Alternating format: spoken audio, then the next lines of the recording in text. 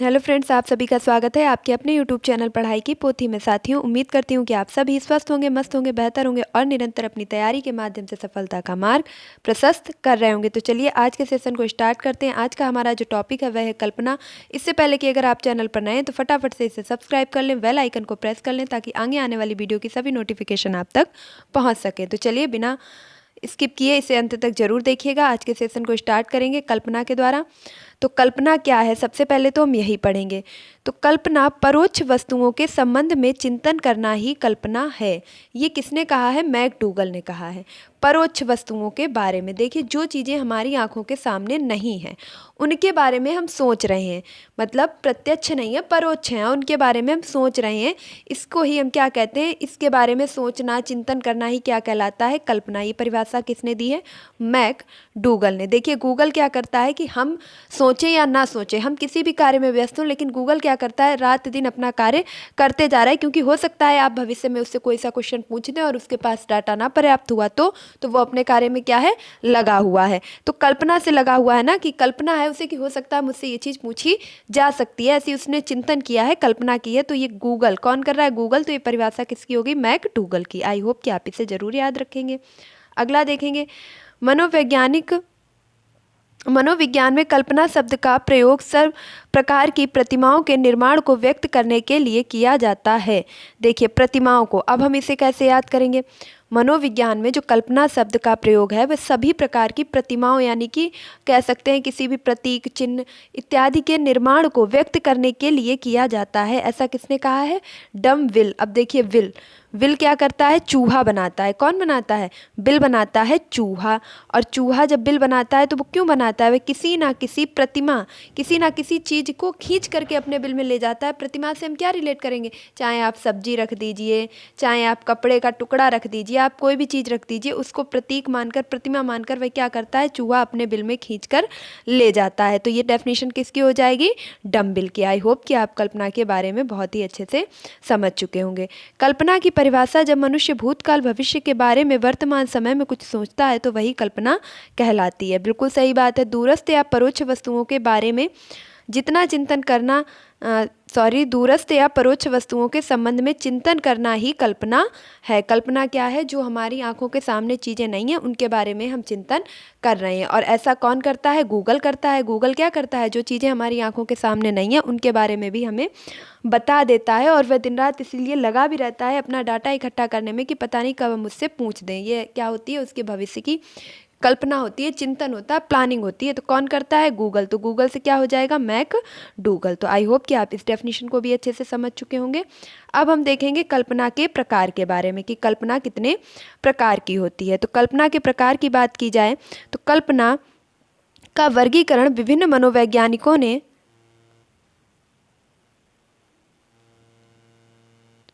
कल्पना का वर्गीकरण विभिन्न मनोवैज्ञानिकों ने अपने अपने मतानुसार किया है। दो प्रसिद्ध मनोवैज्ञानिक मैकडूगल और ड्रेवर का वर्गीकरण क्रमशः नीचे तालिका में दिया जा रहा है। तो कई मनोवैज्ञानिकों ने कल्पना के बारे में अपने अलग अलग विचार दिए हैं, जैसे डम्बिल ने कुछ विचार दिए हैं, मैकडूगल ने दिए हैं। इसी प्रकार अभी जो हम कल्पना का वर्गीकरण पढ़ेंगे वह पढ़ेंगे मैकडूगल और ड्रेवर के अकॉर्डिंग। तो चलिए स्टार्ट करते हैं। मैकडूगल ने कल्पना का जो वर्गीकरण किया है वह दो तरीके से किया है। इन्होंने कल्पना को दो पार्ट में डिवाइड किया है। पहला बताया है पुनरुत्पादित कल्पना और दूसरा बताया है उत्पादित कल्पना। पुनरुत्पादित यानी कि रिप्रोडक्टिव, दूर से ही समझ में आ रहा है। प्रोडक्टिव मतलब उत्पादित करना, रिप्रोडक्टिव मतलब उत्पादित चीज को ही पुनः फिर से उत्पादित करना। अब देखेंगे इन्होंने उत्पादित जो कल्पना थी, उत्पादित कल्पना, उसको दो भागों में फिर से बांट दिया। एक को कर दिया रचनात्मक और एक को कर दिया सृजनात्मक, यानी कि कंस्ट्रक्टिव और क्रिएटिव। ये दो प्रकार की कल्पनाएं किसके भाग हैं? तो ये उत्पादन कल्पना के भाग हैं। अब हम पढ़ेंगे कि उत्पादन कल्पना होती क्या है। तो चलिए स्टार्ट करते हैं। पुनरुत्पादन कल्पना के बारे में मैकडूगल ने बताया है कि पुनरुत्पादन कल्पना यानी कि रिप्रोडक्टिंग कल्पना क्या है? इस कल्पना में स्मृति द्वारा गत अनुभवों की प्रतिमाओं को ज्यों का त्यों चेतना में लाने का प्रयत्न किया जाता है। जैसे बालक किसी की सुनी हुई पुरानी कहानी को यथासंभव कल्पना के सहारे उसी रूप में अभिव्यक्ति करने का प्रयत्न करता है, तो उसे पुनरुत्पादक कल्पना कहते हैं। बहुत ही आसानी से समझ में आ जाएगा, बिल्कुल भी टेंशन लेने की ज़रूरत नहीं है। क्या होता है कि जब भी कोई बालक को हम कोई कहानी सुना देते हैं, जैसे मान लीजिए हमने कछुआ और खरगोश की कहानी सुनाई। कुछ समय के बाद वही बालक जब अपनी कक्षा में अपने सहपाठियों को वही कहानी दोबारा से सुनाता है, तो वह पूरी पूरी कोशिश करता है कि जिस तरीके से उसने बड़ों से कहानी सुनी थी, बिल्कुल हूबहू उन्हीं की नकल करके, उन्हीं के तरीके से ज्यों का त्यों वह अपनी बात को क्या कर सके, अपने दोस्त तक पहुंचा सके, उस कहानी को अपने दोस्त को ज्यों का त्यों जो है बता सके। तो ये वो कैसे बता पाएगा? पुनरुत्पादित कल्पना। वह क्या करेगा? जो चीज़ उसने सीखी थी, समझी थी, जानी थी, उसकी पहले तो कल्पना करेगा और फिर उसे फिर से उत्पादित करेगा, फिर से बाहर निकालेगा अपने दोस्त को बताने के लिए। इस प्रकार वह क्या करेगा? सीखी हुई चीज़ का ही फिर से पुनः क्या करेगा? उत्पादन करेगा, ज्यों का त्यों। फिर से अगर किसी चीज़ को याद किया जाए तो उसे ही कहते हैं पुनरुत्पादक कल्पना। आई होप कि आप अच्छे से समझ चुके होंगे। अब हम देखेंगे कि रचनात्मक कल्पना उत्पादक कल्पना क्या है। तो इस प्रकार की कल्पना में गत अनुभवों और प्रतिमाओं को एक नवीन क्रम में या नवीनता के साथ प्रस्तुत किया जाता है। इस कल्पना के दो उपयोग हैं। जो भी चीज़ें हमने पहले सीखी थी, मान लीजिए एक बालक को, हम उसी उदाहरण पर चलेंगे, बिल्कुल भी नहीं भटकेंगे।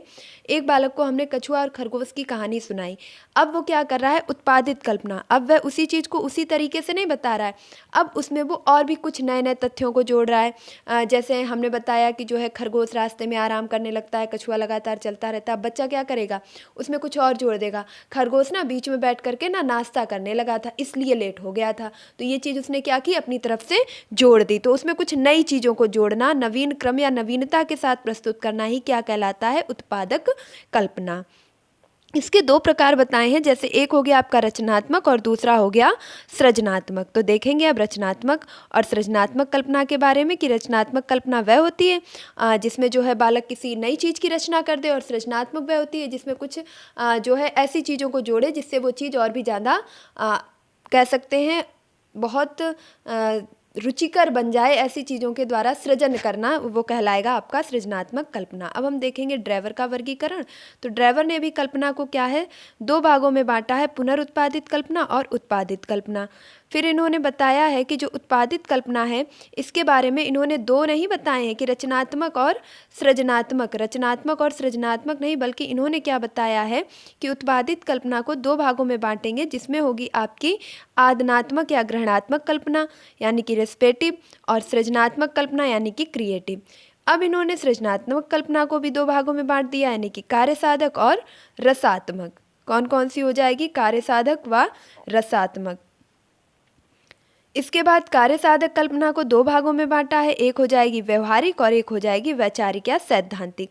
नेक्स्ट हो जाएगी रसात्मक कल्पना, जिसमें हम रस की अनुभूति करते हैं, उसको भी दो भागों में बांट दिया है। और उसमें आ जाएगी कलात्मक कल्पना या मनतरंगी कल्पना यानी मन तरंगी कल्पना। देखिए ये वर्गीकरण जो है आपसे बहुत ज़्यादा नहीं पूछा जाता है, आप बस इतना ही याद रखेंगे कि कल्पना के बारे में कौन कौन से मनोवैज्ञानिकों ने वर्णन किया है। तो ड्रेवर और मैकडूगल ने किया है, और भी कई वैज्ञानिकों ने किया है, लेकिन इनका जो वर्गीकरण है सबसे ज़्यादा महत्वपूर्ण है। अब हम देखेंगे आदनात्मक कल्पना क्या होती है। अभी अभी जो हमने ऊपर पढ़ा हुआ है ड्रेवर के अनुसार कि आदनात्मक और ग्रहणात्मक कल्पना होती है, तो अब हम ये जानेंगे कि ये पुनरुत्पादक कल्पना समझ चुके हैं, उत्पादित कल्पना समझ चुके हैं, सृजनात्मक या रचनात्मक कल्पना इसके बारे में भी जान चुके हैं, लेकिन आदनात्मक और ग्रहणात्मक कल्पना क्या होती है इसके बारे में देखेंगे।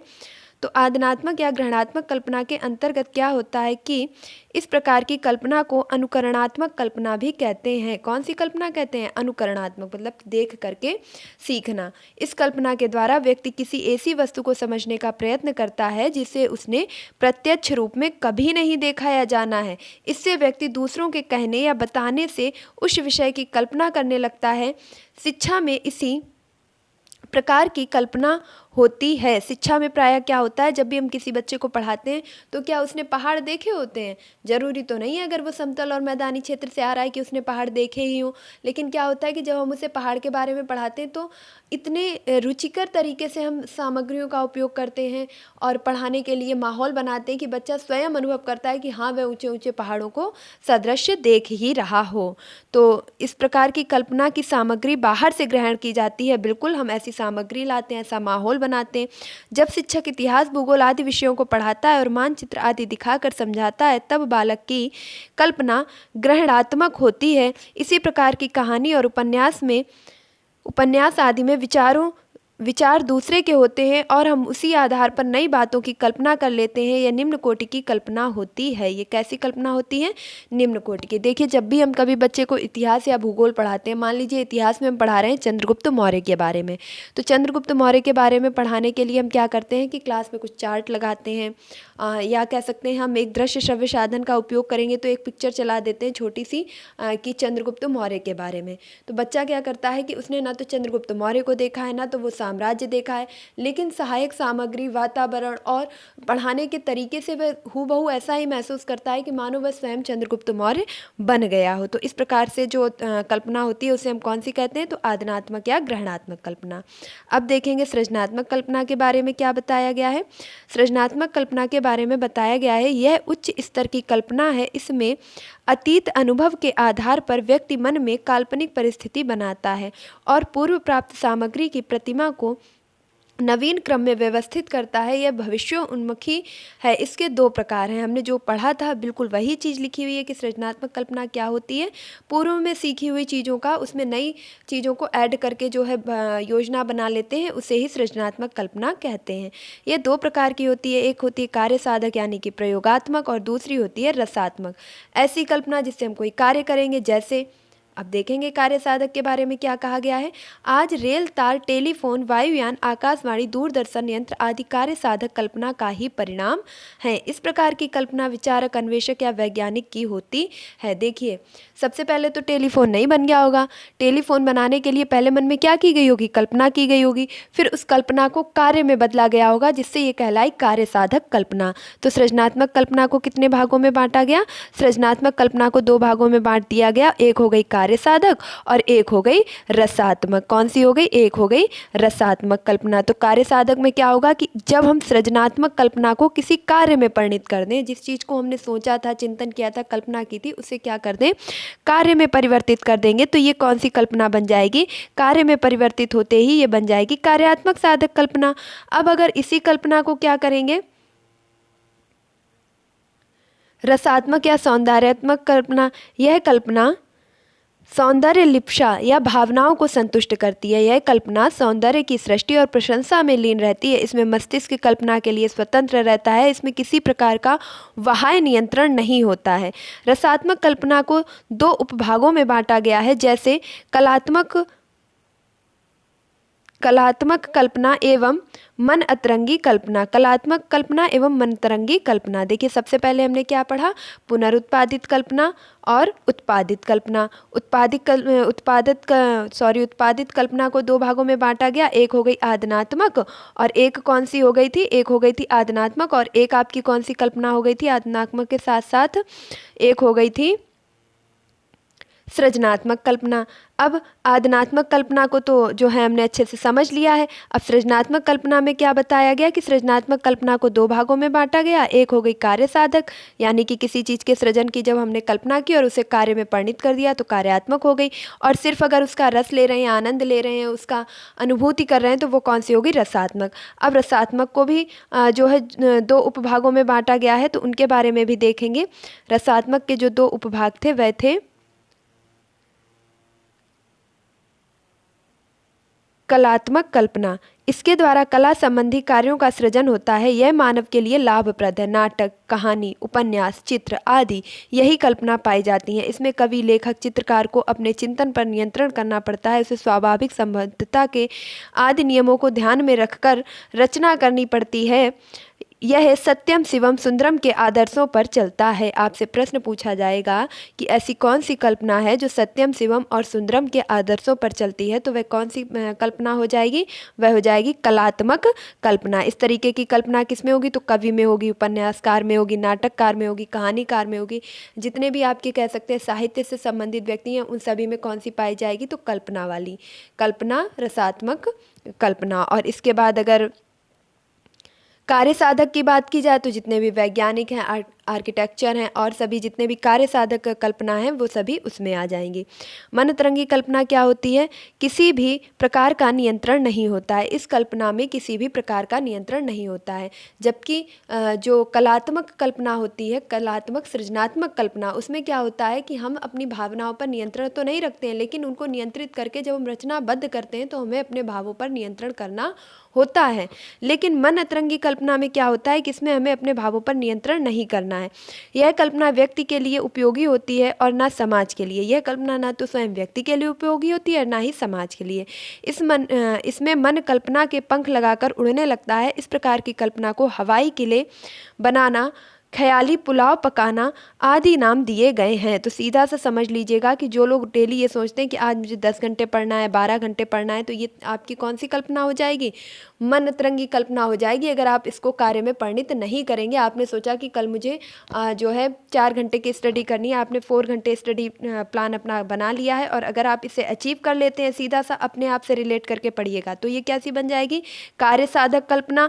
और अगर आप इसे अचीव नहीं कर पाते हैं तो यही आपकी क्या बन जाएगी? मन तरंगी कल्पना, यानी कि ख्याली पुलाव पकाने, हवा में घोड़े दौड़ाने, इस तरीके की कल्पना के नाम इसे दिए जाते हैं, जो कि ना स्वयं व्यक्ति के लिए ही अच्छी होती है और ना ही समाज के लिए, क्योंकि इससे ना तो सोचने वाले व्यक्ति को ही कुछ लाभ होता है और ना ही इसके द्वारा, क्योंकि ये कार्य में बदलती नहीं है, इससे किसी प्रकार से समाज को भी कोई लाभ नहीं होता है। अब देखेंगे कल्पना और शिक्षा, इसका शिक्षा में क्या क्या महत्व है, शिक्षा से ये किस प्रकार संबंधित है। बालक की शिक्षा में कल्पना का महत्वपूर्ण स्थान है। कल्पना के विकास के लिए निम्नांकित बातों पर ध्यान देना आवश्यक है। देखिए, जब तक कल्पना नहीं होगी तब तक किसी भी चीज़ को साकार रूप में नहीं बदल पाएंगे। चाहे वह कार्य साधक कल्पना की बात की जाए, चाहे कलात्मक कल्पना की बात की जाए या अनुकरणात्मक कल्पना की बात की जाए, किसी भी प्रकार की कल्पना को अगर जब तक कल्पना ही नहीं करेंगे तब तक वो चीज़ें परिणित नहीं हो पाएंगी। तो इसमें हम देखेंगे कि ये किस प्रकार शिक्षा में अपना सहयोग करती हैं। तो ज्ञानेंद्रियों को प्रशिक्षित करना, कल्पना के द्वारा क्या होता है, हमारी जो ज्ञानेंद्रियाँ हैं उनको क्या मिलता है? प्रशिक्षण मिलता है। कल्पना के द्वारा ज्ञानेंद्रियां प्रशिक्षित होती हैं। भाषा विकास पर ध्यान देना, इसमें क्या क्या ध्यान देना होता है कि कल्पना के जब हम करेंगे तो हमें अपनी भाषा विकास पर भी ध्यान देना होता है। नेक्स्ट देखेंगे काल्पनिक खेल एवं क्रियाओं के लिए अवशेदन, कहानी सुनाना, रचनात्मक प्रवृत्ति का विकास करना। कल्पना शिक्षा में किस प्रकार उपयोगी है? तो इसके द्वारा रचनात्मक प्रवृत्ति का भी विकास होता है। जैसे अगर हम किसी छोटी सी कहानी ले लीजिएगा, किसी बच्चे को अगर हम बताएं कि पहले पुराने टाइम में मिट्टी होती थी, मिट्टी को गीला करते थे, फिर उसे ईंटों पे लगा करके चूल्हा बनाते थे, बच्चा सुनता रहेगा, उसके बाद क्या करेगा? मन में एक कल्पना करेगा और कल्पना के बाद वह भी थोड़ी सी मिट्टी लाएगा और मिट्टी को गीला करेगा और फिर चूल्हा बनाना स्टार्ट कर देगा। भले ही वो ना बना पाए, वो खराब कर दे, लेकिन वो क्या करेगा? एक प्रयास करेगा। तो वो प्रयास करेगा कैसे? जब उसने उस चीज़ को सुना। सुनने के बाद अगर वह उस पर चिंतन ना करता, कल्पना ना करता, तो क्या वह कार्य में बदल पाता? बिल्कुल भी नहीं। तो ये कल्पना क्या करती है? रचनात्मक प्रवृत्ति का विकास करती है। काल्पनिक खेल एवं क्रियाओं को भी जो है बढ़ावा देती है, अभिनय करने को भी बढ़ावा देती है। हम कैसे मान लेते हैं कि कोई बच्चा एक सीधा सा वाक्य आ जाता है कि किस अवस्था में बच्चे में वीर भावना पाई जाती है? तो किशोरावस्था में। ये क्वेश्चन भी कई बार पूछा जा चुका है।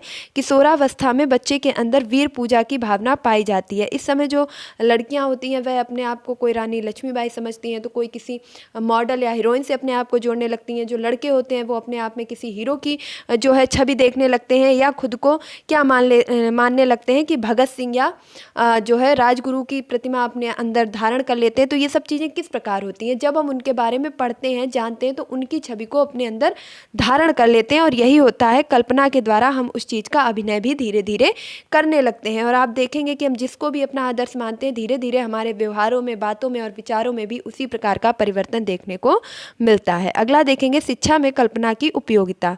शिक्षा में कल्पना की क्या क्या उपयोगिताएं हैं? शिक्षा में कल्पना की अगर बात की जाए तो शैक्षिक दृष्टि से कल्पना का महत्व एवं उपयोगिता निम्नलिखित है। शिक्षा की दृष्टि से कल्पना की जो उपयोगिता है वह निम्नलिखित है। ज्ञानार्जन में सहायक, यह किस चीज़ में सहायक होती है? तो ज्ञानार्जन में सहायक होती है, यानी कि जो कल्पना होती है विज्ञान के अर्जन करने में बहुत ही महत्वपूर्ण होती है, सहायक होती है। नवीन आविष्कारों में उपयोगी। देखिए, हम किसी भी चीज़ का नवीन आविष्कार जब करते हैं, जब बच्चा किसी भी चीज़ का आविष्कार करना प्रारंभ करता है तो कहाँ से करता है? सबसे पहले क्या आता है? कल्पना ही क्या होती है, कल्पना ही कार्य में परिणित हो जाती है और जिससे क्या होती है, किसी भी चीज़ का आविष्कार हो जाता है, रचना हो जाती है। जब भाप का इंजन बनाया था तो क्या उन्होंने ये सोचा था जेम्स वाट ने कि हम भाप का इंजन बना रहे हैं तो सबसे पहले जाएं और इंजन के लिए ये सामग्री लाएं और इंजन बना दें? क्या उन्होंने किसी किताब में लिखा हुआ देखा था या उनको किसी अपने से बड़े के द्वारा बताया गया था? ऐसा तो कुछ भी नहीं था। उन्होंने क्या किया, प्रयोग किया, और प्रयोग करने के लिए भी उन्होंने क्या किया, प्रयोग से पहले भी एक स्टेप आई और वह थी कल्पना। प्रयोग से पहले भी क्या आई, कल्पना। तो किसी भी चीज़ को करने के लिए, नवीन आविष्कार को करने के लिए भी हम क्या करते हैं, कल्पना ही करते हैं, और कल्पना को ही जब हम कार्य में बदल देते हैं तो वो बन जाता है आविष्कार। इच्छाओं की संतुष्टि का साधन। देखिए कभी कभी ऐसा होता है कि कोई भी चीज़ हमें नहीं मिलती है, लेकिन हम उस चीज़ की क्या करते हैं, भरपूर इच्छा करते हैं, और अगर हम उस चीज़ की काफ़ी समय तक कल्पना करते रहते हैं तो ये क्या होती है, संतुष्टि का कारण भी बन जाती है। या हम कह सकते हैं कि हमें संतुष्टि का जो सबसे पहला कार्य ही शुरू होता है, वह कहाँ से शुरू होता है, कल्पना से। तो इच्छाओं की संतुष्टि का साधन भी है। समायोजन में सहायक। बिल्कुल, अगर हम अपने स्टूडेंट्स को, क्योंकि अभी हम थोड़े दिन बाद अगर क्लास में जाएंगे और बच्चे को पढ़ाएंगे तो हम ये सिखाएंगे कि समायोजन किस प्रकार करना है। क्या वे घर से सीख के आया है? ऐसा बिल्कुल भी नहीं है, वह हम लोगों के साथ ही रह के सीखता है। लेकिन समायोजन के लिए भी हम क्या करते हैं, उसे छोटी छोटी कहानियाँ सुनाते हैं। क्या सुनाते हैं? कहानियाँ, कि देखो एक बच्चा था और वह कभी किसी से झगड़ा नहीं करता था, वह सबका, बड़ों का सम्मान करता था, अपने से बड़ों की बात मानता था, विद्यालय डेली आता था, साफ सुथरे वेश में आता था। तो इस प्रकार बच्चे ने क्या किया कि उस बच्चे की कल्पना, इमेज क्या की, अपने मन में बना ली। अब उसकी जब इमेज मन में बन गई तो बच्चे ने क्या किया, उसी की तरीके से खुद का व्यवहार करना प्रारंभ कर दिया और धीरे धीरे अपने आप को भी अन्य बच्चों के साथ समायोजित कर लिया। तो उसने क्या किया, कहानी के द्वारा उसके अंदर इमेज बनी, कल्पना आई, और कल्पना के द्वारा उसने समायोजन करना स्टार्ट कर दिया। तो ये समायोजन में भी सहायक होती है। सौंदर्य बोध का विकास करना, सौंदर्य का भी बोध कराती है, सौंदर्य का भी विकास करती है। नेक्स्ट देखेंगे, भावी जीवन के लिए तैयार करने में सहायक। ये सबसे मोस्ट इंपॉर्टेंट क्वेश्चन है। देखिए अभी ये थ्योरेटिकल क्लास है, इसलिए आपको लग रहा होगा कि ये चीज़ें इंपॉर्टेंट नहीं है, लेकिन क्वेश्चन यहीं से बनेगा कि कल्पना का शिक्षा की दृष्टि से महत्वपूर्ण उपयोग है, या कल्पना का शिक्षा की दृष्टि से निम्न में से कौन सा महत्वपूर्ण उपयोग नहीं है। तो 3 ऑप्शन आपको दे दिए जाएंगे, है वाले, और एक दिया जाएगा नहीं वाला। तो आपको जब चूज करना होगा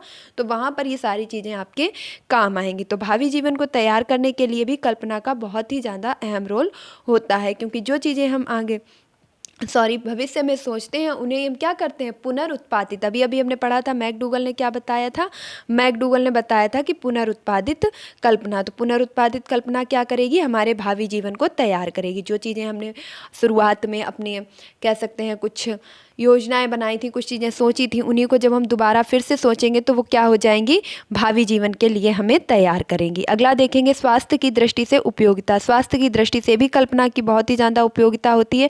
इवन अगर हम बात करें तो किसी भी क्षेत्र को आप उठा लें, कल्पना सभी में अपना महत्वपूर्ण रोल अदा करती है। दूरस्थ या परोक्ष वस्तुओं के संबंध में चिंतन करना ही मैकडूगल है।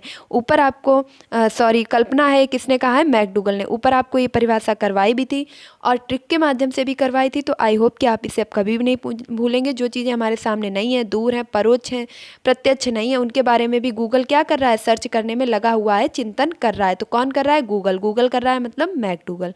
तो नेक्स्ट देखेंगे,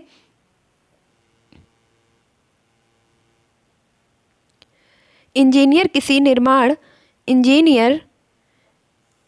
किसी पुल का निर्माण करने की कल्पना करके एक रूपरेखा तैयार करता है। उसकी कल्पना किस प्रकार की है। अब देखिए आगे आपके सामने क्वेश्चन और अब आप बताएंगे इसका आंसर। तो ये कैसी हो जाएगी, ये हो जाएगी रचनात्मक कल्पना। ये किस प्रकार की कल्पना हो जाएगी, रचनात्मक कल्पना। एक इंजीनियर क्या कर रहा है कि एक पुल की पहले उसने क्या की, कल्पना की कि ऐसे करके मुझे जाना है, ऐसे यहाँ पे कुछ पिलर लगाने हैं, यहाँ पे कुछ ऐसे ईंटों का ढेर करना है, यहाँ पे कुछ गिट्टी मोरम डालनी होगी, ऐसे करके एक पुल का निर्माण करना है। उसने एक अपना ड्राफ्ट बना लिया, एक खाका तैयार कर लिया और उसी पे उसने क्या कर दिया, जो है अपने की कल्पना कर रहा है, रूपरेखा तैयार कर रहा है। देखिए उसकी क्या कर रहा है, रूपरेखा। अगर वो कहे कि पुल तैयार कर देता है तो यही कल्पना किस में बदल जाएगी, कार्य साधक में। तो याद रखिएगा ये सरल नहीं है प्रश्न, जब ऑप्शन डालेंगे तो बहुत ही ज़्यादा डिफिकल्ट होगा वहाँ पे। अभी वह सिर्फ रूपरेखा तैयार कर रहा है।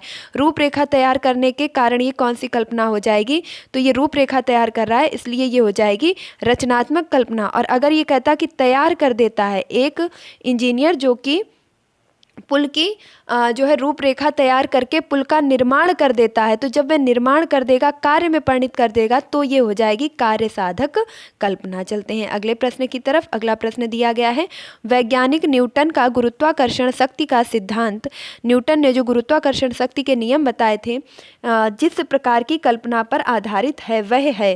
तो ये कौन सी कल्पना हो जाएगी? सैद्धांतिक कल्पना, क्योंकि इन्होंने इसका क्या बना दिया है? सिद्धांत बना दिया है। तो न्यूटन के द्वारा जो गुरुत्वाकर्षण की शक्ति का सिद्धांत दिया गया, इसे कौन सी कल्पना कहेंगे? सैद्धांतिक कल्पना। अगला देखेंगे, कवि कविता की रचना। देखिए ये क्वेश्चन बहुत ही इंपॉर्टेंट है। जो लोगों को बुक पढ़ने का टाइम नहीं मिलता उनके लिए बहुत ही ज़्यादा स्पेशल है। आप आसानी से पूरी बुक को फॉलो कर सकते हैं। कवि कविता की रचना किस कल्पना के आधार पर करता है? तो पहले ही आपको बताया था, कवि क्या करता है? सृजनात्मक कल्पना का प्रयोग करता है। वह कविता का क्या करता है? सृजन करता है। कई बार आपने लिखा हुआ भी देखा होगा कि कविता का सृजन करता है। तो कवि क्या कर रहा है? सृजनात्मक कल्पना का प्रयोग कर रहा है। शिक्षक कल्पना के, अब आपकी बारी आ गई है कि शिक्षक किस कल्पना के आधार पर शिक्षा प्रदान करता है? तो पुनरुत्पादित कल्पना। शिक्षक किस कल्पना के आधार पर शिक्षा प्रदान करता है? तो पुनरुत्पादित कल्पना, यानी कि पुनरुत्पादनात्मक कल्पना के आधार पर शिक्षा प्रदान करता है। नेक्स्ट देखेंगे, दिवा स्वप्न में कल्पना करता है, दिवा स्वप्न में कल्पना करता है कि मुझे लॉटरी में 1 लाख रुपए मिल गए हैं। मान लीजिए कोई बालक है या कोई भी लड़का है, कोई भी लड़की है, किसी को भी ले लीजिएगा, यहाँ पक्षपात की बात नहीं करेंगे, कोई भी हो सकता है। उसे क्या लगता है कि मुझे 1 लाख की क्या लग गई है? लॉटरी लग गई है। ये किस प्रकार की कल्पना होगी? तो पहले ही आपको बताया था, कुछ ऐसी मन तरंगी कल्पनाएं होती हैं जिनका ना ही व्यक्ति के स्वयं के लिए और ना ही समाज के लिए अच्छा प्रभाव पड़ता है। इनमें हम सोचते हैं कि अरे मैं तो कल बहुत बड़ा अमीर आदमी बन जाऊँगा, मेरी 10-12 गाड़ियाँ होंगी, 15-20 बंगले होंगे। तो इस तरीके की ख्याली पुलाव पकाना। कल को मैं डीएम बन जाऊंगा, लेकिन डीएम बनूंगा कैसे? लेटे लेटे जो है वीडियो देखूंगा और पढ़ाई करनी नहीं है, लेकिन क्या मैं डीएम बन जाऊंगा, मैं ये कर दूंगा, वो कर दूंगा। तो ये सब चीज़ें होती हैं कि मन तरंगी कल्पनाएं। नेक्स्ट देखेंगे, सृजनात्मक सृजनात्मक कल्पना 2 प्रकार की होती है। जो सृजनात्मक कल्पना है वह 2 प्रकार की होती है। कौन कौन सी होती है? तो कार्य साधक और रसात्मक। कौन कौन सी होती है? कार्य साधक कल्पना और रसात्मक कल्पना। कार्य साधक कौन सी? जब हमने कोई कार्य किया, किसी कल्पना के बारे में सोचा और फिर उसे कार्य में बदल दिया, तो कार्य साधक हो गई। और जब सिर्फ सोचा और उसके बारे में आनंद लिया, रस की अनुभूति की, लेकिन उसे कार्य में नहीं बदला, तो वह कौन सी हो गई? रसात्मक कल्पना। तो ये आज हमने कल्पना के बारे में पूरा वर्गीकरण पढ़ लिया है कि कल्पना का जो है कितने प्रकार से बांटा गया है, कौन कौन से वैज्ञानिकों ने इसका वर्गीकरण किया है।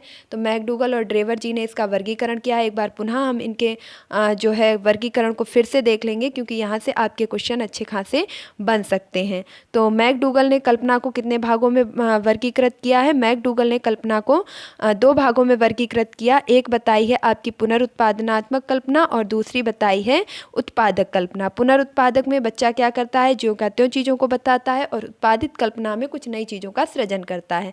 उत्पादित कल्पना को भी 2 भागों में बांटा गया, जिसमें हो गई रचनात्मक और एक हो गई सृजनात्मक। अगला हम बात करें ड्रेवर के वर्गीकरण की, तो ड्रेवर ने क्या किया है?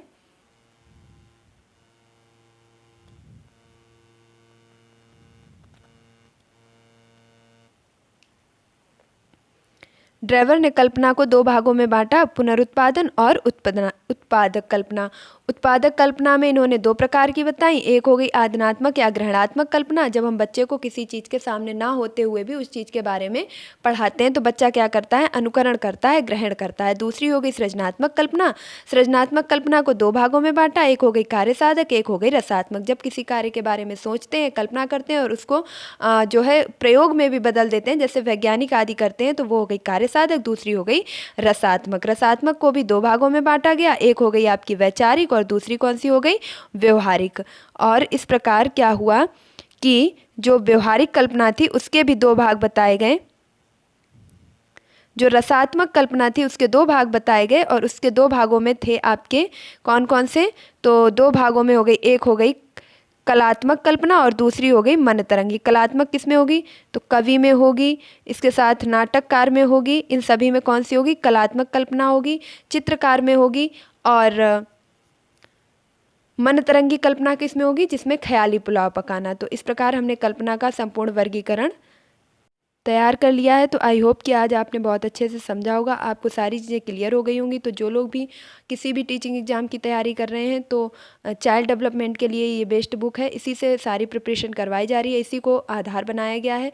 तो इस वीडियो को अंत तक देखने के लिए बहुत ही ज़्यादा थैंक यू। इसके पहले कि अगर आप चैनल पर नए हैं तो फटाफट से इसे सब्सक्राइब कर लें, बेल आइकन को प्रेस कर लें ताकि आगे आने वाली वीडियो की सभी नोटिफिकेशन आप तक पहुँच सके। मिलती हूँ अपने नेक्स्ट वीडियो में, तब तक के लिए खुश रहिए, मस्त रहिए, पढ़ाई में निरंतरता बनाए रखिए, अपने माता पिता गुरुजनों का सम्मान कीजिए और पढ़ाई की पोथी को सपोर्ट कीजिए। नेक्स्ट वीडियो में हम डिस्कस करेंगे रुचि के बारे में कि रुचि क्या होती है, रुचि के कितने प्रकार होते हैं, रुचि से संबंधित परिभाषाएं जिनको भी ट्रिक के माध्यम से बताया जाएगा। तो आप लोगों का काम है कि तब तक आप वीडियो को ज़्यादा से ज़्यादा शेयर करें, वॉच करें और रेगुलरिटी बना करके एक नोट्स भी तैयार करते रहें। धन्यवाद।